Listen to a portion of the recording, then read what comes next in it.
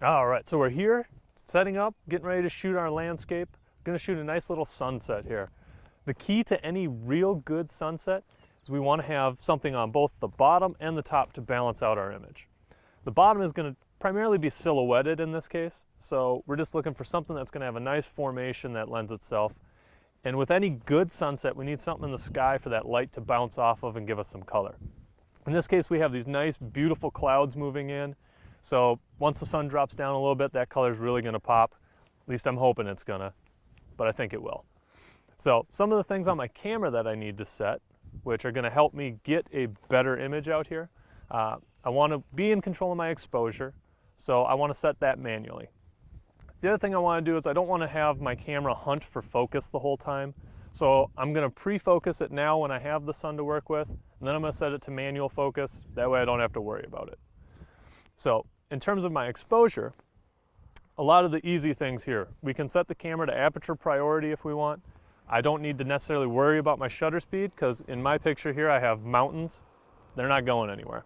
So I'm going to set mine to aperture priority. I'm going to set my aperture that gives me something with some good depth of field. I'm going to go for an f11 myself.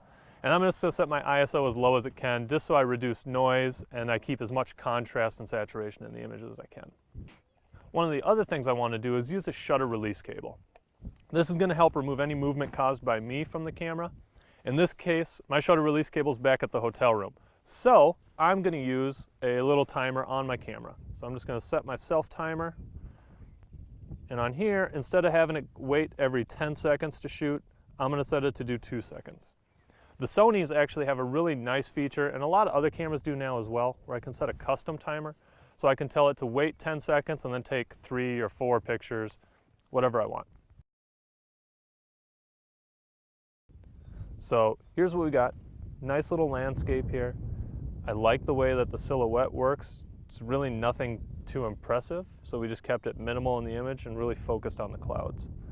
The clouds I really like, however, it wasn't exactly what I was expecting when we set up for the shot to begin with.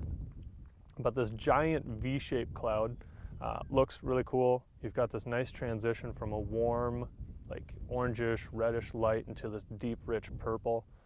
And then these little puffs of cloud that are in the middle of the V kind of look like bubbles almost. It looks kind of crazy.